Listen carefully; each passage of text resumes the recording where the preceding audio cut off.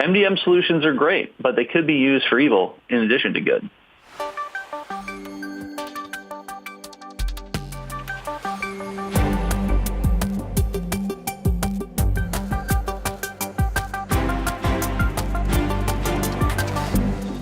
So Mike, it looks like you got a story about some malicious MDM servers serving up some malware?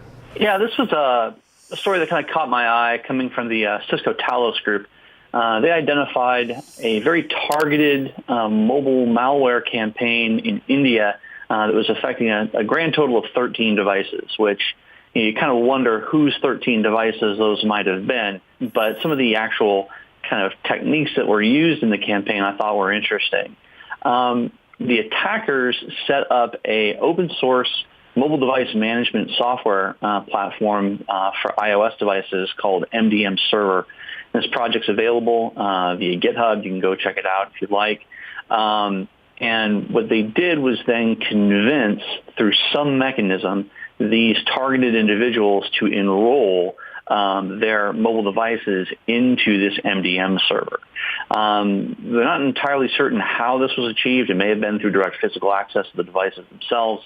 However, they seem to think it was most likely the result of social engineering and fraudulent tech support type conversations, convincing the user to basically enroll themselves to allow their device to be managed remotely.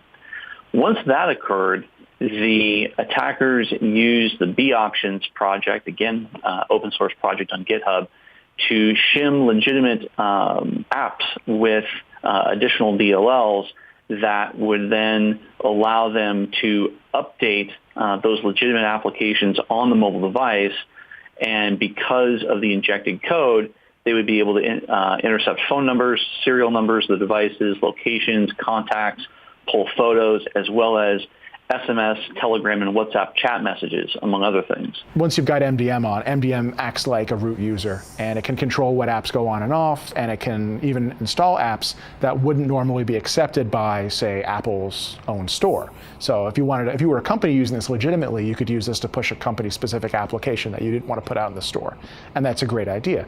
Except when someone malicious controls your MDM, they can put whatever they want with all their malware on there. So with MDM solutions, there's a lot of interaction involved. So with an MDM solution, a user would typically have to accept the MDM solution onto their device, and then any changes that the solution would make, such as updating applications or actually pushing entirely new applications to the device, actually requires user intervention. You'd have to hit OK on that sort of thing.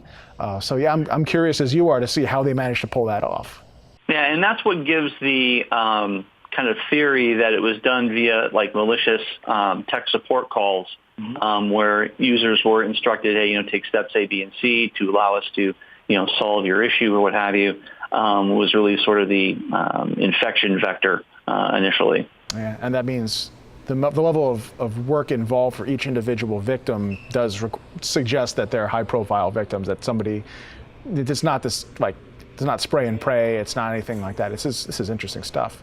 I found it interesting that the article actually didn't even go into detail as to who these people were, who they worked for, if it was all the same company, if they were all in the same small geographic area.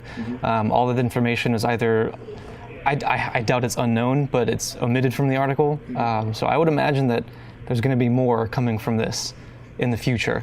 What was also interesting is when they got a hold of the MDM servers themselves and started looking through the data and the logs there was a lot of development content apparently left on the devices. So they were able to see that there were misdirection, kind of false flags planted where some of the certificates were registered using mail.ru type devices to try and give people an indication that it was really being sourced from Russia.